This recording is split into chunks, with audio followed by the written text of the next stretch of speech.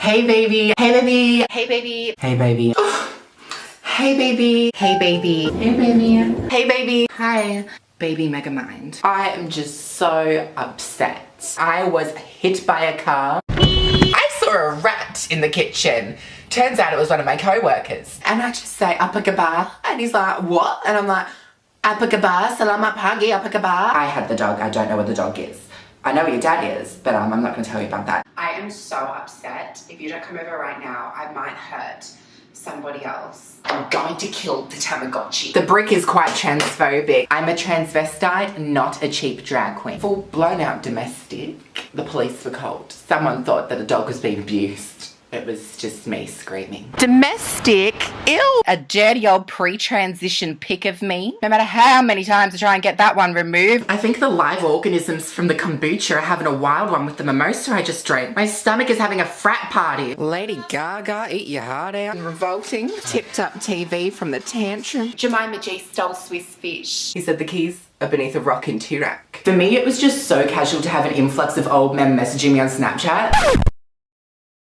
Hey baby, I have returned to Seoul, South Korea once again. I am actually here for super exciting and life-changing cosmetic surgeries pertaining to my transgender transition.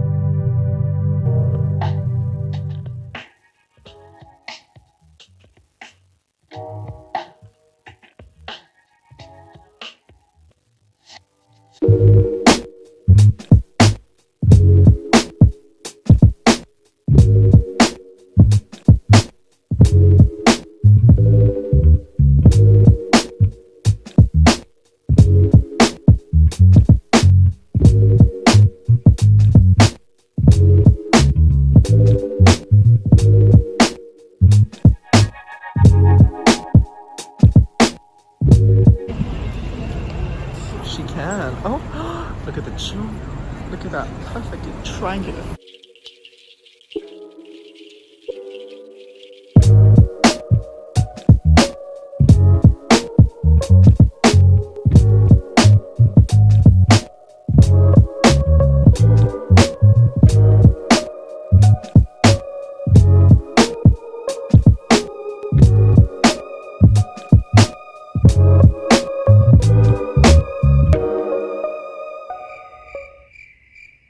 Surprise!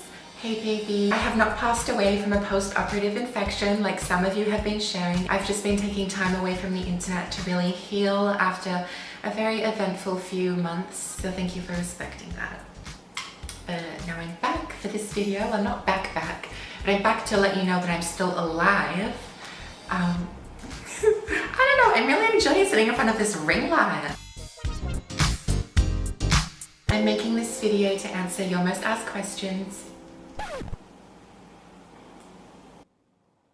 I can see you! Stop, you freak!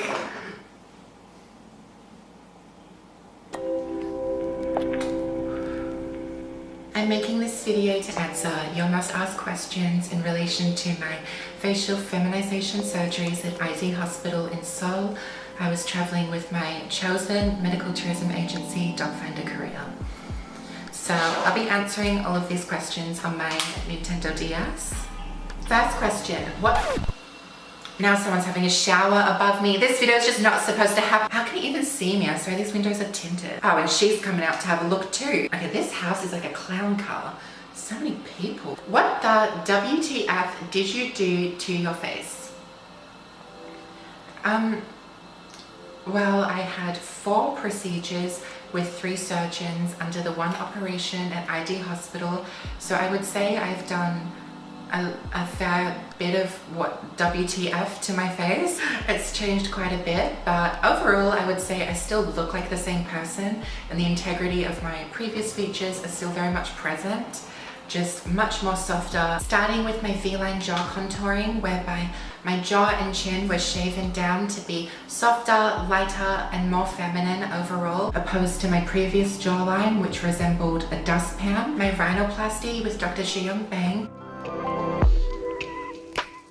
My nose previously had been crooked, bulbous, representative of my X chromosome, so I just had to sort of remove her from my life.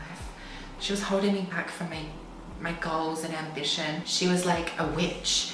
Also, is it misogynistic that a witch is a witch and like a male gets to be a glorified wizard? Literally, like there's no other term for a witch. Why am I green-faced with a bulbous Sutherland nose? That a wizard gets to go around with a wand and a cloak.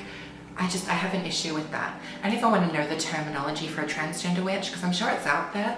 Something akin to like tramp or hack, old bag. My rhinoplasty with Dr. Cheong Bang has transformed my outlook in life. I'm so happy to have had him as my rhinoplasty surgeon. He was so prepared in the consultation. I believe Anna from Docfinderkorea words up ID Hospital on what her client is seeking, and then you have the pre-consultation consultation where you agree or disagree to what you've already agreed to, essentially, with Docfinderkorea.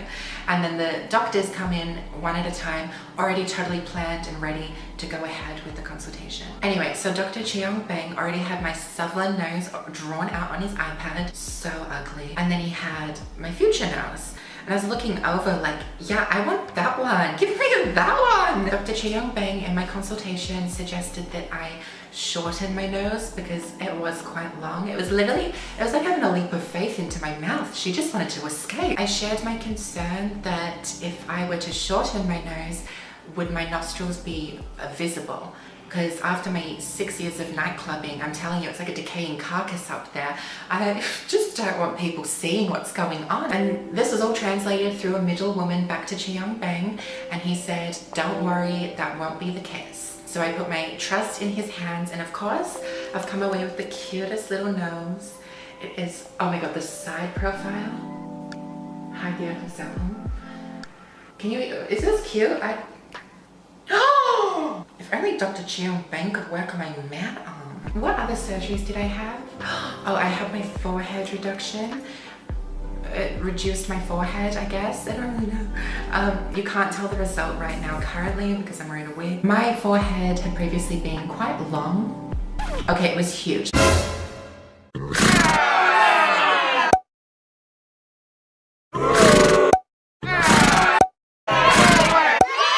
Before, when I said my jawline represented a dustpan, my forehead just continued the dustpan-esque moment. It honestly resembled a Wall Street banker with a receding hairline and a mistress, you know, all that stress and anxiety. Oh, I also resembled this guy that I once kissed at a nightclub for a free drink, and he just, I resembled him without the wig. Receding, yes.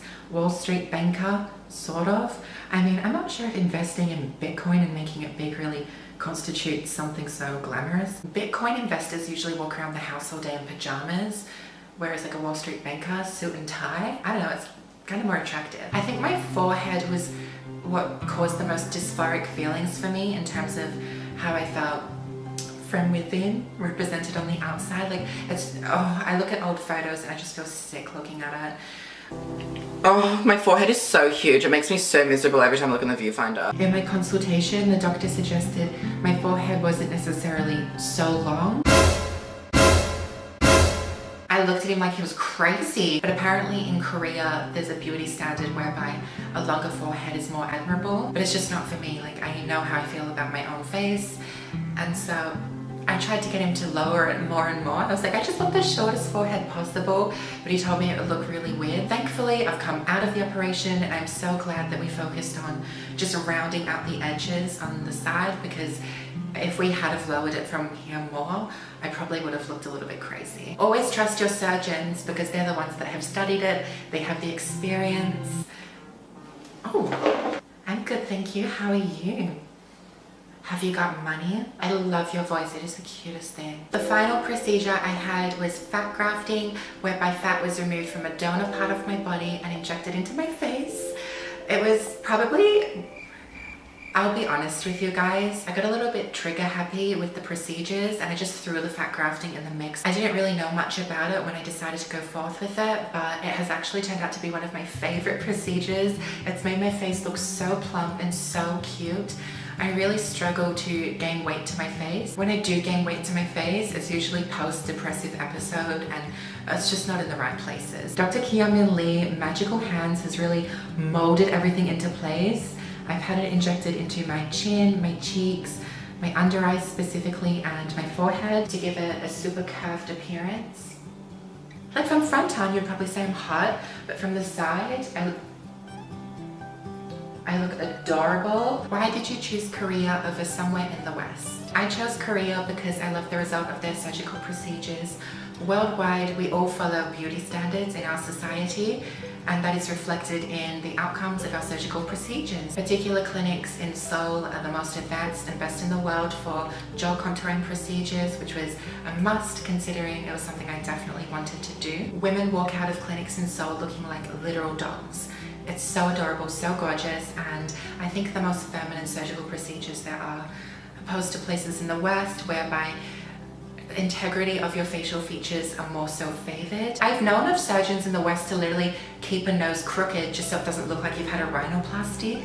But what's the point? Girl, how did you walk in high heels 3 days out of surgery? Look, I have walked in high heels 3 p.m. out of a nightclub. I did think I was gonna pop a stitch every step I took in my high heels. Head to toe PVC, I did sort of feel like I was gonna faint. Especially once the nurse whipped out the antibiotics injection for my ass cheek. I was like, I haven't even eaten breakfast. Well, I couldn't, I was on a liquid diet. My recommendation to you is, unless you have a camera crew following you, don't dress to impress. They have also had some questions ask me, what was it like being transgender and going through all of these procedures in Seoul at the hospital and with Docfinderkorea? I didn't feel like I was treated any differently. For me at least, pronouns throughout were always she, her, and all of the staff, Anna included, were so super supportive and yeah, very lovely. On the day that I did come out full head to toe PVC, little handbag and bandages, Anna was waiting in my hotel lobby outside of the elevators. So when the doors opened and that's my look, her jaw dropped and she was like, ah, you look so gorgeous. It was so cute and supportive. Please be honest. Did you really not feel any pain? Swear on my sugar daddy's life, I didn't feel anything. ID Hospital prescribes a long list of medications, inclusive of antibiotics and pain medication to take in the 7 days post-op. There is method to the madness of why I haven't felt anything post-surgery. I know it sounds crazy. If a surgical procedure is done correctly, the nerves kind of get dismissed or die off, a bit of both. In the incisional areas. I couldn't feel my nose for maybe 2 months. I couldn't feel along the incisional scar of my forehead for maybe 3 or 4 months. With the jaw, our bones aren't connected to our nerve endings, so you're not going to feel that anyway. My whole jawline regained its sensitivity before 2 weeks post-op, and it's only been a progression since then. So invasive. I ordered food halfway through recording. Akin to my newfound heritage, I'm biologically Scottish Australian, but I'm now surgically Korean, so I just want to follow suit. Milk is, when I die, can we bury me with a couple of these in the coffin? Just in case I wake up. Sorry about the Nini chicken intermission. I'm starving. It was so good, don't get me started. Would you recommend a medical tourism agency? I can only speak on my own experience, and I would say everything I went through was not possible without my personal case manager from Docfinderkorea, Anna. Her assistance is honestly, when I say above and beyond, I've never had anyone in my life go so above and beyond. Or maybe my parents. Yeah, well, anyway, like Anna, the things she has done to just make everything run so smoothly, in the moment, all I could think about was, thank goodness I've got her here to hail the taxis to and from every appointment.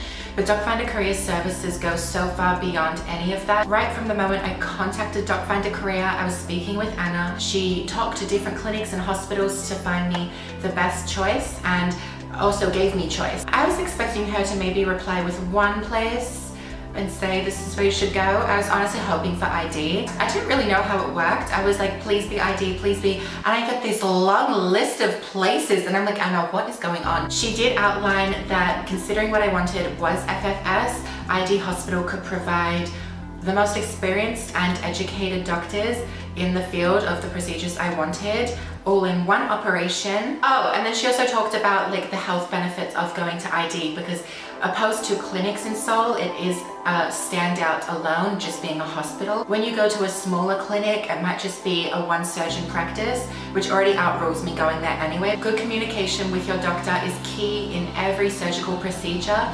And so having Anna as a translator with me every step of the way throughout the hospital, at the local chemist, even in the taxi, so that we were on time. Anna would step in so many times at ID Hospital to really elaborate and explain upon things, but also get my point across with the surgeons. She also provided a port of call in a foreign city. Being able to contact Anna via WhatsApp at any moment throughout the night. Not that I did, I didn't really have any issues. Did I? No, I didn't. I don't know. But if I needed to, I know she would have responded. Transport is such a huge factor in this because it's actually quite difficult to get a taxi in Seoul, and they don't have Uber. They've definitely got Uber Eats, don't worry, like you'll be fed. But the Uber situation's like a little bit, because the taxis are so affordable and readily available, but just a little bit difficult to hail as a foreigner. Like I'm not from New York City, I don't know how to do that. Especially when I'm in bandages. So it was so great to have Anna picking me up from the lobby, taking me directly to the hospital on time. She'd also send reminders, because one night I was out at 7-Eleven at like 1 a.m. I'm so embarrassed for ID Hospital and Anna to see this. I was running around Gangnam all hours of the night. So I was out at 1 a.m. and I get this message from Anna and it says, don't forget you've got an appointment tomorrow. So I had to race home, go to bed, wake up in the morning. Before contacting Docfinderkorea, I was skeptical whether or not I needed a medical tourism agent, because I felt like I've traveled, but after coming out on the other side, yes, I did need a medical tourism agent. There was no way I was getting through this without Anna. Docfinderkorea services all come with no additional cost to your surgery quote. So I mean, you might as well. The services are accredited by the Korean government and they're able to be provided at no additional cost because it works with referral services with the clinics and hospitals. That's the tea. How did your family react to your new face? Changing my face was quite emotional for me because I felt like I was sort of turning my back on my family, who have always supported me by telling me I'm so beautiful and lucky to have the facial structure that I did have. So in changing it, I had this immense sense of guilt. 2 weeks out of surgery, I really did look a little bit busted. A little bit's a bit, this is a huge understatement. 2 weeks out of surgery, I looked so busted. I still had like a bit of a speech impediment from where the stitches had been in my mouth. So seeing my mum at the airport, she was a little bit shocked for sure. She said my eyes had changed because I was just puffy. My post-plastic surgery speech impediment kind of became my personality trait. It was the first thing I would whip out whenever meeting a new person. So when it left the building, I was a little bit disappointed. I don't even know why I had a speech impediment. Nonetheless, seeing my mum, she was definitely shocked, but over time, she's really grown to it. And I think more than anything, now she can see that I don't look like a different person, but obviously, even 2 months ago, I really did look so different with the swelling, and I looked like a creature, let's be real. It was just a bit of a shock for everybody involved. My grandma told me not to go ahead with the surgeries literally days before I went. She said, you're so beautiful, you don't need to change your face. You've got the same nose that I do. And I was like, Granny, you've broken your nose twice. I walked away thinking, I'm gonna do it. After the surgery, when I did see my granny again, she teared up saying that I was so beautiful, more so than ever. And that was really emotional because she was probably the number one person, we'll put my mum aside in the situation, the number one person that I really felt guilt for changing my face for, because she definitely is the one person to always say how beautiful I am. But now she's obsessed with it. She points at this horrible photo of me pre-op and laughs at it every time we're like at the door about to leave her house. She says she can't stop talking about my new face at the yacht club with all her friends. I can only imagine the conversation. My grandson, who's now my granddaughter, went to Korea to get a new face, and she's gonna be on 60 Minutes talking about her sugar daddy on Sunday night. The moment my granny leaves the yacht club, the girls must turn to each other and discuss, God, Joan's got dementia. It's taken her by toll. Did you see any K-pop idols while you were in Seoul?